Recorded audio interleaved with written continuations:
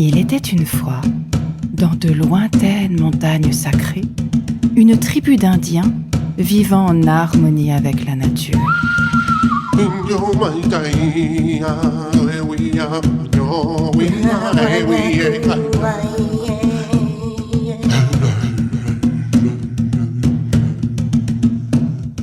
Le grand chef, Loup Blanc, veille sur tous avec sagesse.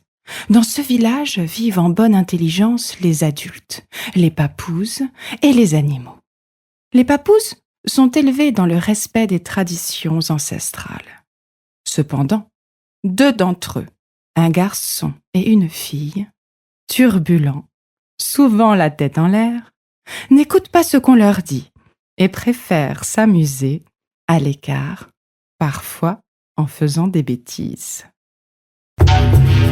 Un peu en dehors du village se dresse un tipi particulier où seul le grand chef Loup Blanc a le droit de pénétrer.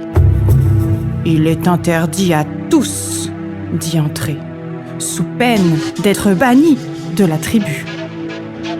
Malgré le mystère et l'aiguillon de la curiosité, tous respectent le tabou et on finit par s'habituer à la présence de la tente sacrée. Le grand chef est confiant. Pourtant, la tentation reste vive pour les 2 jeunes Indiens indisciplinés. Un jour, Loup Blanc rassemble toute la tribu et dit « Nos réserves de nourriture s'épuisent. Nous n'avons presque plus de viande. Demain, nous irons tous chasser le bison. Le troupeau n'est pas loin. En partant avant l'aube, nous serons rentrés au coucher du soleil. » Le soir, autour d'un grand feu, les hommes chantent et dansent l'hymne de la chasse au bison.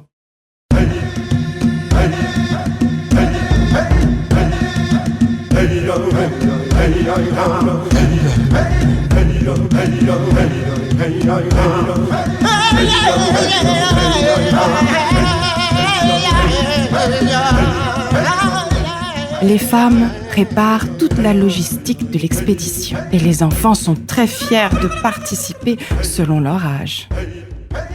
Le lendemain, au moment du démarrage du cortège de chasse, Petit Renard et Petite Belette se cachent.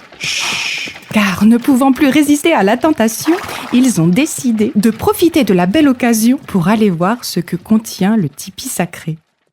Une fois les derniers villageois partis avec leurs chevaux et attelages, ils s'approchent un peu craintifs, car on leur a tellement répété et répété l'interdiction.